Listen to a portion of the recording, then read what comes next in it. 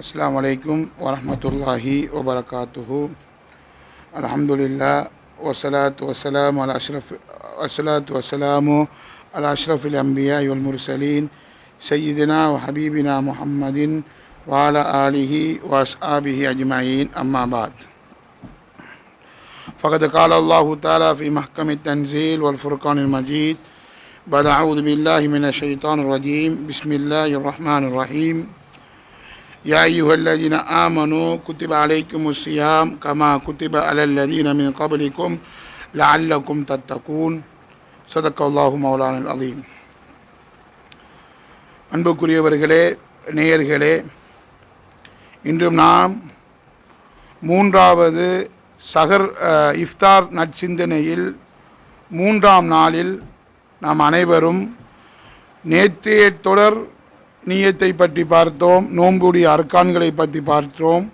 இன்று நாம் பார்க்கக்கூடிய விடயம் என்னவென்றால், நோன்பை முறிக்கும் காரியங்கள் எவைகள்.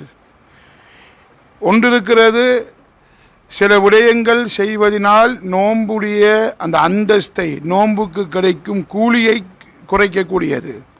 அதாவது ஒருவர் நோன்பை சஹருடைய நேரத்தில் நோன்பை பிடித்து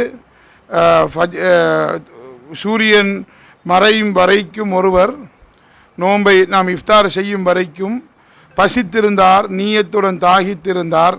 ஆனால் அவர் எந்த ஒரு அமலும் செய்யவில்லை, தொழவில்லை, திக்ரு செய்யவில்லை, குர்ஆன் ஓதவில்லை, எதுவும் செய்யவில்லை என்றால் அவருடைய நோன்பு ஏற்றுக்கொள்ளப்படும். ஆனால் அந்த நோன்புக்கு கிடைக்கக்கூடிய அந்த சொர்க்கம் என்று அல்லாஹ் சொல்லுகிறான், நானே கூலியாக மாறுகிறேன், நானே கூலியாக கொடுக்குகிறேன் என்று சொல்லக்கூடிய அந்த நன்மைகள் எல்லாம் அவருக்கு கிடைக்காமல் போய்விடும். இன்னும் ஒன்று இருக்கிறது, நாம் சில காரியங்களை செய்வதனால் நோன்பை பாத்திலாக்கி விடும், நோன்பாளியாக கணக்கெடுக்க முடியாது. அவைகள்தான் இன்று நாம் பார்க்கக்கூடிய விடயம். அதில் முதலாவது சாப்பாடு குடிப்பு. அதாவது ஒரு நோன்பாளி தெரியாமல் ஒரு சாப்பாட்டை நோம்போடு இருக்கும்போது சாப்பிடுகிறார் அல்லது குடிக்குகிறார் என்றால் தெரியாமல் செய்தார், நோன்புங்கிறதை மறந்து விட்டார். அப்படி அவர் செய்வாரேயானால் அவருடைய நோன்பு ஏற்றுக்கொள்ளப்படும். ஸல்லல்லாஹு அலைஹி வஸல்லம் சொன்னார்கள், அப்படி அவர் குடித்த அந்த பானம், சாப்பிட்ட அந்த சாப்பாடு, அத்தமல்லாஹு வ சகாஹு, அல்லாஹு தஆலா அவருக்கு கொடுத்த சாப்பாடு, அல்லாஹ் அவருக்கு கொடுத்த குடிபானம் என்பதாக ஹதீஸ்களில் வந்திருக்கிறது. ஆனால் ஒருவர் வேணுமென்றே தன் வாய்க்குள் ஒரு சாப்பாடை போடுகிறார், சாப்பிடுகிறார், விழுங்குகிறார், அல்லது ஒரு தண்ணீரை குடிக்குகிறார், அதன் மூலமாக அவருடைய நோன்பு முறிந்து விடும். இது முதலாவது விடயம். இரண்டாவது விடயம் என்னவென்றால், நோன்பை முறிக்கக்கூடிய காரியங்களில் மிக பிரதானமான ஒன்றுதான் திறந்த வழியால், வாயால் மாத்திரம் சாப்பிடுவதன் மூலமாக நோன்பை முறிப்பதை போன்றோ இன்னும் சில விடயங்கள். திறந்த வழியினால் பொருட்கள் உள்ளுக்கு போவதனால் அதுவும் நோன்பை முறித்துவிடும். திறந்த வழி என்று சொல்லும்போது வாய் தொண்டைக்குள் போகிறது, தொண்டைக்குழியால் போகிறது, அல்லது காதுக்குள் ஏதாவது ஒன்று போகிறது, அல்லது மூக்குக்குள் ஏதாவது ஒன்று போகிறது, அல்லது முன்பின் துவாரங்களின் ஊடாக ஏதாவது ஒன்றை நுழைக்குகிறார். அதன் மூலமாக அவருடைய நோன்பு முறிந்துவிடும் என்பதில் சந்தேகம் கிடையாது. வேணுமென்று செய்தால் முறிந்துவிடும். ஒருவர் வேணுமென்றே காதுக்குள் ஒன்றை ஓட்டினார், அது மூக்குக்குள் ஒன்றை ஓட்டினார், அப்படியாக இருந்தால் அவருடைய நோன்பு முறிந்துவிடும். மறதியாக ஏதாவது ஒன்று ஏற்பட்டால் அந்த நோன்பை அவரை முறிக்க மாட்டாது என்பதை இமாம்களும் ஹதீஸும் நமக்கு சொல்லி காட்டுகிறது. அடுத்தவரையும் நாம் அதிகமானவர்களுக்கு சந்தேகம் இருக்கக்கூடிய ஒன்றுதான், ஒரு நேற்று முந்தைய தினமும் அந்த ஒரு சந்தேகமுறால் வந்த நேரத்தில் கேட்டிருந்தார். அதாவது, நான் வாயை திறந்து கொண்டிருக்கும் போது ஒரு நுளம்பொன்றோ அல்லது ஒரு கொசி ஒன்றோ அல்லது வீதியால் சென்று கொண்டிருக்கக்கூடிய சந்தர்ப்பத்தில் அந்த வீதியுடைய புழுதி என வாய்க்குள் போகிறது, இதை நோன்பை முறிக்குமா என்று கேட்டிருந்தார். அன்பார்ந்தவர்களே, நான் சொல்லப்பட்ட அந்த விடயம் வாய்க்குள் அவர் தெரியாமல் அவர் அறியாமல் ஒரு கொசி போய்விட்டது, அது நுழம்பொன்று போய்விட்டது, அல்லது வீதியுடைய அந்த புழுதி ஏதாவது ஒன்று போய்விட்டால் அந்த நேரத்தில் அவருடைய நோன்பை முறிக்காது. அடுத்த விடயம், ஒரு ஆள் உமிழ்நீரை விழுங்குகிறார். எல்லோருக்கும் உமிழ்நீர் நாவில் சுரந்து கொண்டிருக்கும். அந்த உமிழ்நீர் சுரப்பதின் மூலமாக அவருடைய நோன்பை, அந்த உமிழ்நீரை அவர் விழுங்குவதன் மூலமாக அவர் நோன்பை முறிக்காது. என்றாலும் ஒருவர் ஒரு சஹருடைய நேரத்தில் ஒரு சாப்பாட்டை சாப்பிட்டிருந்தார், அந்த சாப்பாட்டை சரியாக சுத்தம் செய்யவில்லை, சுத்தம் செய்யாமல் வாய்க்குள்ள பல்களுக்குள்ள இடையில் அந்த உணவு இருந்தது, அந்த உணவுடன் சேர்த்து அந்த உணவும் சேர்த்து உமிழ் நீருடன் சென்றால் அவருடைய நோன்பை முறித்து விடும். அடுத்த காரியம், நோன்பை முறிக்கக்கூடிய காரியம், வுது செய்யக்கூடிய நேரத்தில் மிகவும் கவனமாக இருந்து கொள்ள வேண்டிய ஒரு விடயம், நாசிக்கு நீர் செலுத்துவது, வாயை கொப்பளிப்பது. நோன்பு இல்லாத காலத்தில் ஸல்லல்லாஹு அலைஹி வஸல்லம் அவர்கள் சொல்லியிருக்கிறார்கள், வுது செய்யக்கூடிய நேரத்தில் வாய்க்குள் கொப்பளிக்கக்கூடிய மதுமதா இஸ்தின்ஷாக் என்று சொல்லும் வாயை கொப்பளிப்பது, நாசிக்குள் நீர் செலுத்துவதை நீங்கள் கடினமான முறையில் செய்து கொள்ளுங்கள், முபாலகாவான முறையில் செய்து கொள்ளுங்கள் என்று சுன்னத்து நோன்பு இல்லாத காலத்தில் சொல்லப்பட்டிருக்கிறது. ஆனால் நோன்புடைய காலத்தில் ஒருவர் மதுமதா இஸ்தின்ஷாக் வுது செய்யக்கூடிய நேரத்தில் நாசிக்கு வாய்க்கு தண்ணீர் செலுத்தக்கூடிய நேரத்தில் அதிகமாக வாய்க்குள் தண்ணீரை போட்டு கொப்பளித்து வாய்க்குள்ள தொண்டைக்குள்ள போட்டு இருக்கிறார். அந்த நேரத்தில் அவருடைய வாய்க்குள் ஏதாவது தண்ணீர் சென்று விட்டால் இதுவும் அவருடைய நோன்பை முறித்து விடும் என்பதை நமக்கு சொல்லப்பட்டிருக்கிறது. அடுத்தது சளி. அதிகமானவர்களுக்கு சளி வரக்கூடிய ஒரு விடயம் இருக்கிறது. அந்த சளியுடைய விடயத்தில் அந்த வாய்க்குள் வரும் சளி அதை தொண்டையின் வாயுடைய அடிப்பகுதியிலிருந்து வருகிறது. அந்த சளியை துப்புவதற்கு அவருக்கு சக்தி இருக்கிறது, அந்த அளவுக்கு தான் அவருக்கு சளி வருகிறது, துப்ப முடியுமான சளி. அந்த சளியை அவர் துப்பிக்கொள்ளலாம். ஏதோ ஒரு விதத்தில் துப்பிக்க முடியாமல் இருக்கக்கூடிய நிலைமையில் அவருடைய வயிற்றுக்குள் அந்த சளி சென்று விட்டால், அவர் அறியாமே நமக்கு தெரிந்திருக்கும், அறியாமலே சில சளிகள் நம்முடைய வயிற்றுக்குள் சென்று விடும். அப்படி செய்வதன் மூலமாக நோன்பை முறிக்காது. ஆனால் துப்புவதற்கு முடியுமாக இருந்து, வெளியே அகற்றுவதற்கு முடியுமாக இருந்தும் அதை அவர் அகற்றவில்லை என்றால் அவருடைய நோன்பு முறிந்து விடும். அடுத்த விடயம் சக்தி எடுப்பது. ஒன்று சக்தி வருவது, இன்னும் ஒன்று சக்தி எடுப்பது. சக்தி வருகிறது, நாம் சும்மா இருக்கும், நம்ம அறியாமல் ஒரு சக்தி வரும், அந்த சக்தி நோன்பை முறிக்காது. ஆனால் ஒருவர் நான் சகரில் அதிகமான சாப்பாடை சாப்பிட்டு விட்டேன், வயிறு முற்றளவுக்கு இருக்கி, இப்போ குழி செய்யும் அதை போட்டு அந்த செமிக்க வைக்கிறதுக்கு முடியாது, இப்போ அந்த சக்தியை எடுத்தால் தான் எனக்கு முடியுமாக இருக்கின்றால் அவர் சக்தியை எடுக்குகிறார், கையை போட்டு சக்தி எடுக்குகிறார் என்றால், அந்த நேரத்தில் சக்தி வருகிறது என்றால் அவர் அந்த சக்தியின் மூலமாக அவருடைய நோன்பு முறிந்து விடும். அடுத்தது, அதிகமானவர்களுக்கு சந்தேகம் இருக்கக்கூடிய மிக முக்கியமான நோன்பை முறிக்கக்கூடிய காரியங்கள் ஏராளம் இருக்கிறது. அதிலும் நம்முடைய தற்காலத்தில் மக்களுக்கு அதிகமானவர்களுக்கு வரக்கூடிய சந்தேகத்தை மாத்திரம்தான், அதிகமான சந்தேகம் இப்படித்தான் வருகிறது, அந்த சந்தேகத்தை மாத்திரம் நான் சொல்லுகிறேன். நான் சொல்லப்படாத சில விடயங்கள் உங்களுக்கு சந்தேகமாக இருக்கும் என்றால், எங்களுடைய நான் தலைவராக இருக்கிறேன், செயலாளர், பொருளாளர், அவரிடத்தில் நீங்கள் கோலெடுத்து ஜம்யாவின் ஊடாக, கல்முனை ஜம்யாவின் ஊடாக அல்லது வேறு எங்களுடைய தலைமையகத்தின் ஊடாக நீங்கள் கோலெடுத்து நீங்கள் கேட்பதன் மூலம் அந்த சந்தேகத்தை அவர்கள் போக்கி வைப்பார்கள். மிக முக்கியமான ஒரு சந்தேகம் ஒன்றுதான், நாங்கள் நோம்போடு இருக்கும் போதோ நாங்கள் பிரஷ் பண்ணுவது என்ன, பிரஷ் பண்ணக்கூடிய சட்டம் என்ன, நாங்கள் ஏதாவது டூத் பேஸ்டை வைத்து நாங்கள் பிரஷ் பண்ணலாமா? அதிகமானவர்கள் என்ன செய்வார்கள், சகருடைய நேரத்தில் பிரஷ் பண்ணுவார்கள். சிலர்கள் சகருக்கு பின்னால், சுபவுக்கு பின்னால் தூங்கியதுக்கு பிறகு பிரஷ் பண்ணக்கூடிய ஒரு விடயம் ஒன்று இருக்கிறது. பிரஷ் பண்ணுவது, டூத் பேஸ்டை போட்டு நீங்கள் பிரஷ் பண்ணக்கூடிய நேரத்தில் அந்த டூத் பேஸ்ட் உங்களுடைய தொண்டை குழிக்கு செல்லுமாக இருந்தால் உங்களுடைய நோன்பை முறித்து விடும். அப்படி செல்லவில்லை என்றால் அந்த தொண்டை குழிக்கு செல்லாமல் நான் பல்லை துவக்குகிறேன் என்றால் அந்த நேரத்தில் நோன்பை முறிக்காது. அடுத்த விடயம், நேற்று ஒருவருக்கு வந்த ஒரு சந்தேகம், முக்கியமான ஒரு சந்தேகம், நோன்பை பிடித்து கொண்டு நாங்கள் பற்களை பிழுங்க முடியுமா? நோம்போடு நாங்கள் பற்களை பிழுங்க முடியுமா என்று சொல்லக்கூடிய சந்தேகம் எனக்கு ஒருவர் அனுப்பி வைத்திருந்தார்.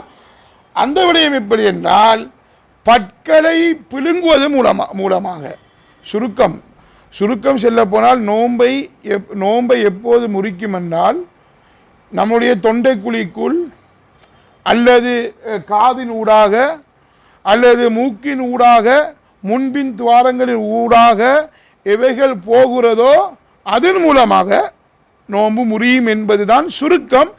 அந்த விடயத்தை வைத்து தான் இவ்வளவு விவரமாக சொல்லிக் கொண்டிருக்கிறேன். அதில் ஒன்றுதான் பற்களை பிழுங்கக்கூடிய விடயம். பற்களை பிழுங்குவதன் மூலமாக அவர் நோன்பை முறிக்காது. ஆனால் பற்களை பிழுங்கக்கூடிய நேரத்தில் இரத்தம் வரும், அல்லது பற்களை பிழுங்கியதற்கு பிறகு தண்ணீரை கொப்பளிக்கக்கூடிய ஒரு வலிமை ஒன்று இருக்கிறது. அவைகளை செய்வது மூலமாக அந்த இரத்தம் அல்லது தண்ணீர் அவருடைய தொண்டைக்குழிக்கு சென்று விடுமையானால் அந்த நேரத்தில் அவருடைய நோன்பு முறிந்து விடும். அப்படி முறிந்தவர், இப்போ பகல் நேரத்தில் ஒருவர் என்ன செஞ்சார், இந்த பற்களை புழுங்கி நான் சொன்னதன் பிரகாரம் இரத்தம் தொண்டைக்குழிக்குள் சென்று விட்டது என்றால் இந்த நேரத்தில் அவர் நான் என்ன நோன்பு முறிந்து விட்டது தானே என்று விரும்பிய இடத்தில் நோம்பாளிகளுக்கு முன்னால் சாப்பிடுவது ஒரு முறை ஒன்று அல்ல. இஸ்லாம் சொல்லியிருக்கிறது, இப்படி ஒருவருக்கு நோன்பு முறிந்து விடுமையானால் இம்சாக், அதன் நோம்பாளியை போன்று அவர் சாப்பிடாமல் குடிக்காமல் அந்த நோன்பை கண்ணியப்படுத்துவதற்காக வேண்டி இருப்பது சுன்னா என்பதையும் இமாம்கள் நமக்கு சொல்லியிருக்கிறார்கள்.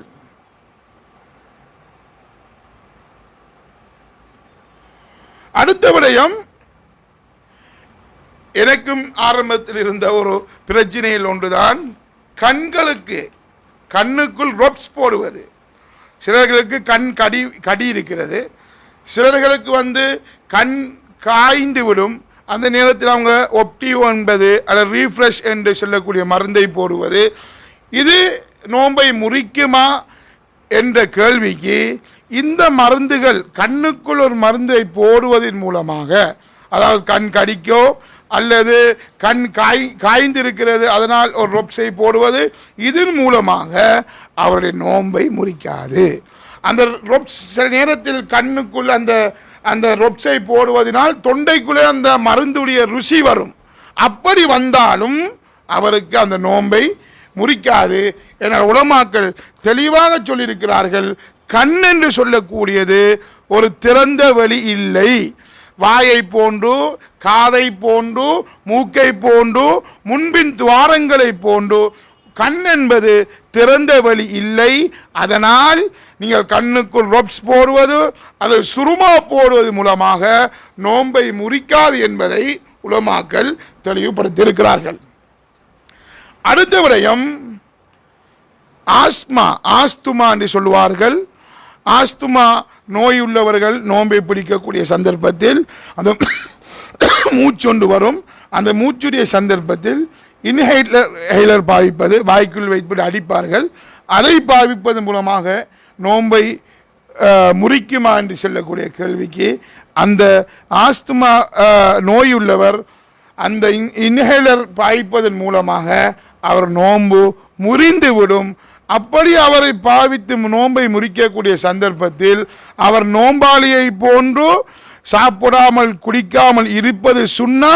அதே போன்று அவர் ஒவ்வொரு நாளும் நோயாளியாக இருப்பதன் மூலமாக 600 கிராம் அரிசியை கொடுப்பதும் சுன்னத் என்பதாக சொல்லியிருக்கிறார்கள். அடுத்தது, நோம்புடைய காலத்தில் சில வயதாளிகளுக்கு மூக்குப்பொடி போடாமல் இருக்க முடியாது. அதுவும் ஒரு சந்தேகமாக எங்களுக்கு வந்த ஒன்றுதான். எனக்கு மூக்குப்பொடி இல்லாமல் இருக்க முடியாது, அது பாவிப்பது முதல் ஆகுமா என்பது இருக்கிறது.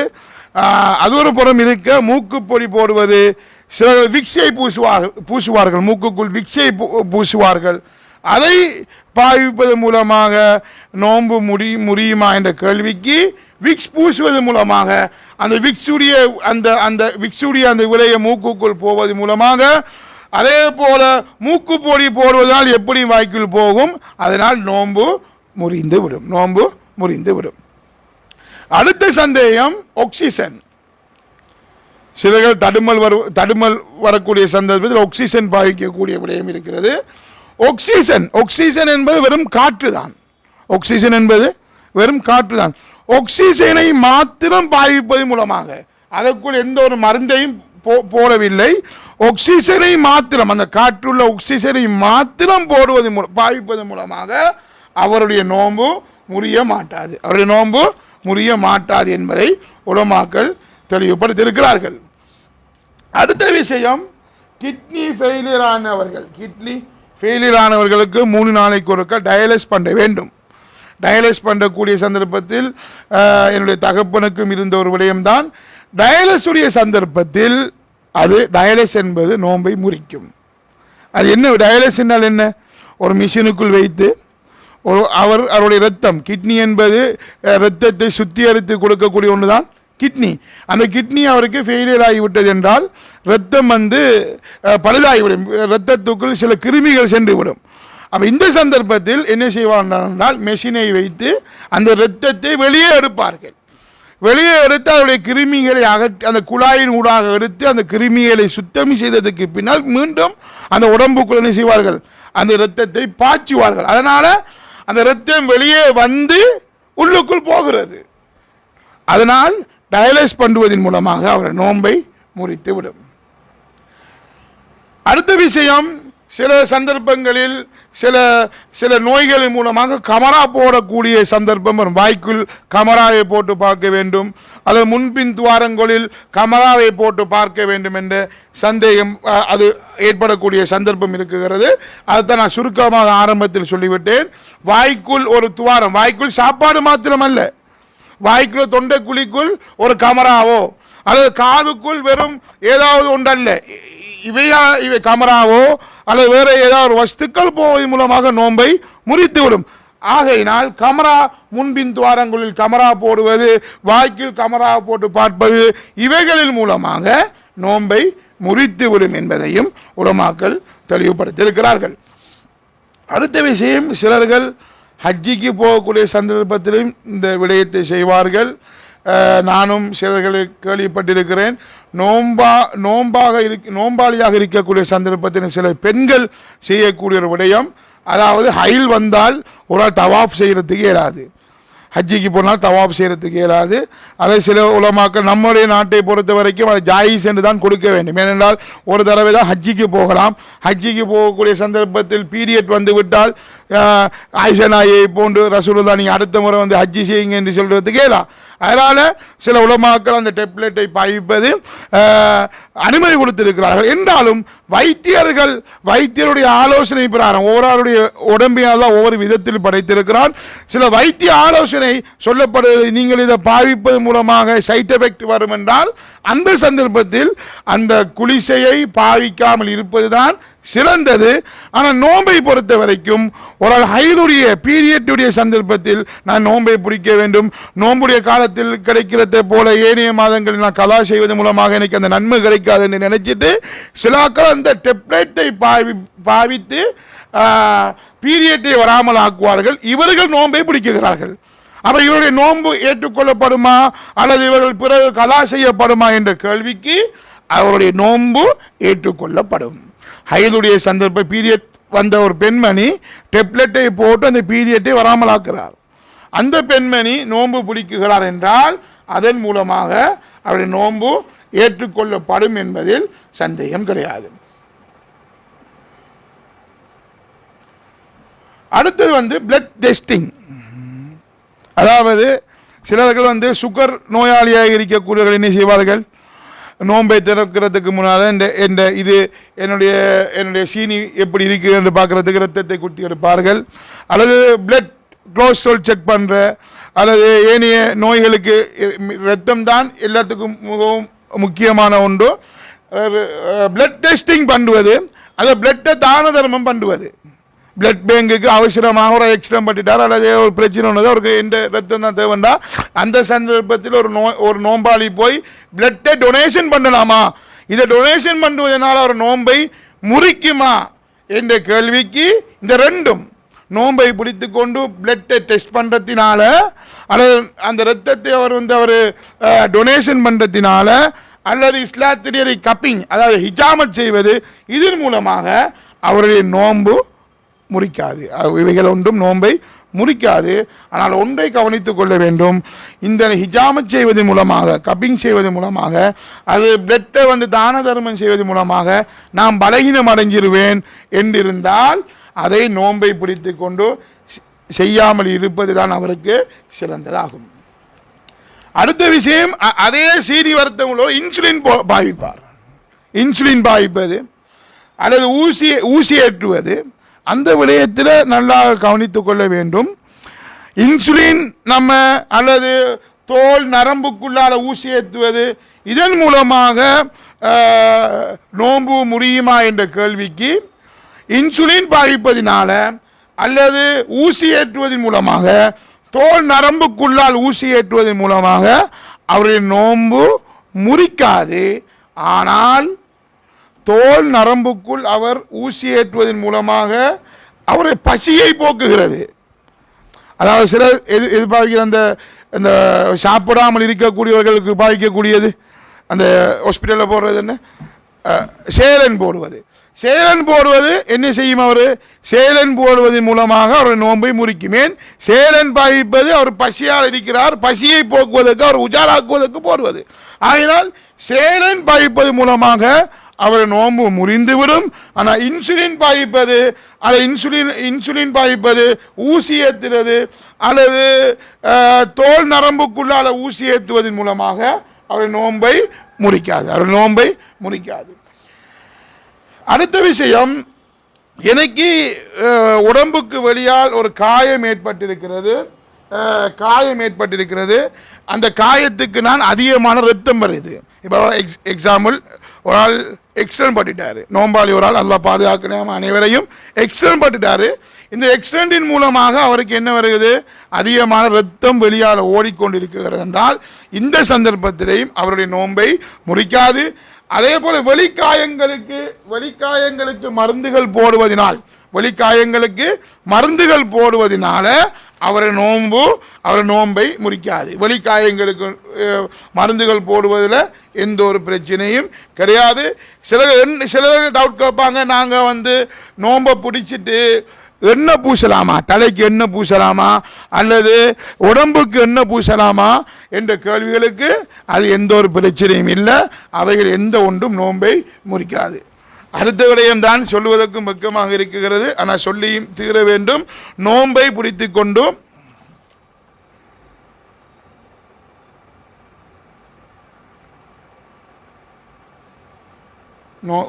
அடுத்தது நோன்பை பிடித்து கொண்டு குளிக்கலாம் என்று சொல்லக்கூடிய கேள்வி. நோன்பை குளித்து கொண்டு குளிப்பதில் எந்த ஒரு பிரச்சனையும் இல்லை. நோன்பை பிடித்து கொண்டு குளிப்பதில் எந்த ஒரு சந்தேகமும் இல்லை, குளித்துக் கொள்ளலாம். ஆனால் குளிக்கக்கூடிய சந்தர்ப்பத்தில் கொஞ்சம் கேர்ஃபுல்லாக குளிக்க வேண்டும். இப்போ சிலர் ஆற்றுக்கு போய் குளிப்பது கொஞ்சம் சூடாக இருக்க, இப்போ சூட்டுடைய காலத்தில் இருக்கிறோம். சிலர் என்ன செய்கிற ஆற்றுக்கு போய் குளிக்கிறது. அந்த ஆற்றுக்கு போய் குளிக்கக்கூடிய சந்தர்ப்பத்தில் ஒரு ஆள் நீஞ்சிக்கிட்டு தான் குளிப்பார். அந்த சந்தர்ப்பத்தில் என்ன செய்யும், அவருடைய காதுக்குள்ளே மூக்குக்குள்ளே என்ன செய்யும், அந்த தண்ணீர் போகும். அதனால அந்த சந்தர்ப்பத்தில் அவருடைய நோன்பை முறிக்கும். ஆனால் நம்ம சும்மா ஒரு பக்கெட்டில் அள்ளி இப்படி ஊற்றி குளிக்கிறோம் அல்லது ஷவரை போட்டு குளிக்கிறோம், இதன் மூலமாக அவருடைய நோன்பை முறிக்காது. என்ன ரெண்டாவது முறை சிலர் வந்திருக்கிறாங்க, அதனால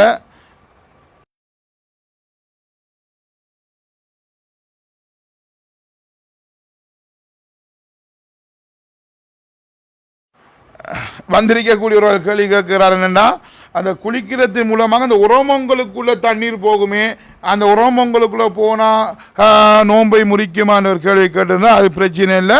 நான் சொன்ன 3க்குள் போனால்தான் நோன்பை முறிக்கும். ஒன்று காது வழியாக, அது மூக்கு வழியாக, வாய் வழியாக அல்லது முன்பின் துவாரங்கள் ஊடாக போனால் மாத்திரம்தான் அவரை நோன்பை முறிக்கும். அடுத்த ஒரு முக்கியமான விஷயம்தான் அதிகமானவர்கள் கேட்கக்கூடிய ஒரு கேள்வி ஒன்றுதான், நோன்பை பிடித்து கொண்டு நாங்கள் உடலுறவு கொள்ளலாமா? உடலுறவு கொள்ளக்கூடிய விதத்தில் நோன்பை பிடித்து கொண்டு பகல் நேரத்தில் உடலுறவு கொள்வது ஹராம். அந்த உடலுறவு கொள்வதன் மூலமாக அவர் நோன்பை பாத்திலாக்கிவிடும். பாத்திலாக்குதல் விரயம். இப்போ சில அப்போ ஒரு நோன்பு தானே எனக்கு இப்போ இந்த ஆசையை தீர்த்து கொள்ளையெல்லாம் இருக்கி, ஆனால் இந்த மனைவியினால் நான் ஜிமா செஞ்சேன் ஒரு நோன்பு தானே விட்டுட்டு போயிடலாம். நோன்புடைய காலத்தில் யார் யார் உடலுறவு கொண்டாரோ அவருக்கு கஃபாரா இருக்கிறது. அந்த கஃபாராவை கேட்டாலே நம்மளுக்கு விளங்கி வரும் நம்ம உடலுறவு கொள்ளலாமா கொள்ள இயலாதா என்கிறது. ஷரியத்தை சொன்ன அந்த கஃபாராவை சொன்னாலே நம்மளுக்கு விளங்கி வரும். என்ன கஃபாரா என்றால், நோன்பை பிடித்து கொண்டு யார் உடலுறவு கொள்ளுகிறார்களோ அவர் முதலாவது இத்துக்கு ரக்கபா ஒரு அடிமையை உரிமையிட வேண்டும். அப்படி அடிமை இல்லை என்றால் 60 நாள் தொடர்ச்சியாக நோன்பு பிடிக்க வேண்டும். ஒரு உடலுறவின் மூலமாக 60 நாள் தொடர்ச்சியாக நோன்பு பிடிக்க வேண்டும். அது எப்படி என்றால், ஒரு ஆள் 58 நாள் நோன்பு பிடிச்சார் தொடர்ச்சியாக, அல்லது 50 நாள் நோன்பு பிடிச்சார், 51வது நாள் ஒரு நோன்பை விட்டு விட்டார் என்றால் அவர் மீண்டும் ஃபெஸ்ட் இருந்து 60 நாள் தொடர்ச்சியாக நோன்பு பிடிக்க வேண்டும். அப்படி இல்லை என்றால் அவர் 60 மிஸ்கீன்களுக்கு உணவளிக்க வேண்டும் என்பதை உலமாக்கள் தெளிவுபடுத்தியிருக்கிறார்கள். இஸ்லாம் அதைத்தான் தெளிவுபடுத்தி கொண்டிருக்கிறது. அடுத்த விடயம் அதாவது சிலர்கள் கைகளை வைத்து தன் இந்திரத்தை வெளியாக்குவதன் மூலமாக அவருடைய நோன்பு பாத்திலாகிவிடும். ஒரு ஆள் தூங்குவதன் மூலமாக இந்திரியம் வெளியாகிறது என்றால் அந்த நேரத்தில் அவருடைய நோன்பை முறிக்காது. இப்படியான சில விடயங்களில் தான் நோன்பை முறிக்கக்கூடிய சில காரியங்களை தற்போது நான் சொல்லியிருந்தேன். நேரம் நெருங்கி கொண்டிருக்கிறது. ஆகையினால் நம்ம ஒவ்வொருவரும் இந்த நோன்புடைய சட்டத்திட்டங்கள் இவைகள் அல்ல, இன்னும் ஏராளமான சட்டத்திட்டங்கள் இருக்கிறது. அந்த சட்டத்திட்டங்களை படிக்க வேண்டும். இன்னும் சில விடயங்கள் இருக்கிறது, நோன்பை பிடித்துக்கொள் மக்ருவான சில விடயங்கள் இருக்கிறது, வெறுக்கத்தக்க சில விடயங்கள் இருக்கிறது. அந்த விடயங்களை நாம் தவிர்த்து கொள்ள வேண்டும். அதில் ஒன்றுதான் தேவையில்லாத பேச்சுக்கள். கீபத் பேசுவதன் மூலமாக அவர் நோன்புடைய அந்தஸ்தை அந்த கூலியை குறைக்குகிறது. ஒரு மனுஷனுடைய கெட்ட நம்பிக்கிறதுனால அவருடைய கூலியை குறைக்குகிறது. இப்படியான சில விடயங்கள் அவருடைய கூலியை குறைக்கக்கூடிய சில விடயங்களும் நோன்புடைய விடயங்கள் இருக்குகிறது. ஆகையால் அன்பார்ந்த நேயர்களே, சகோதரர்களே, சகோதரிகளே, நோன்புடைய சட்டங்களை சுருக்கமாக 2 நாட்கள் உங்களுக்கு சொல்லப்பட்டது. இதில் ஏதாவது சந்தேகங்கள் இருந்தால் அந்த சந்தேகத்தை நீங்கள் உலமாக்களை சந்தித்து கேட்டுக்கொள்ளுங்கள். கேட்டு இந்த நோன்பை சிறப்பாக கழித்து, துஆவில் கழித்து, குர்ஆனில் கழித்து, இந்த நோன்புடைய காலத்தில் ஒரு சொர்க்கத்துக்குரியவர்களாக மாறுவதற்கு எல்லாம் அல்லாஹ் எனக்கும் உங்களுக்கும் தௌஃபீக் செய்வானாக. வாஹ்ர தாவானா அனில் ஹம்துலில்லாஹி ரப்பில் ஆலமீன்.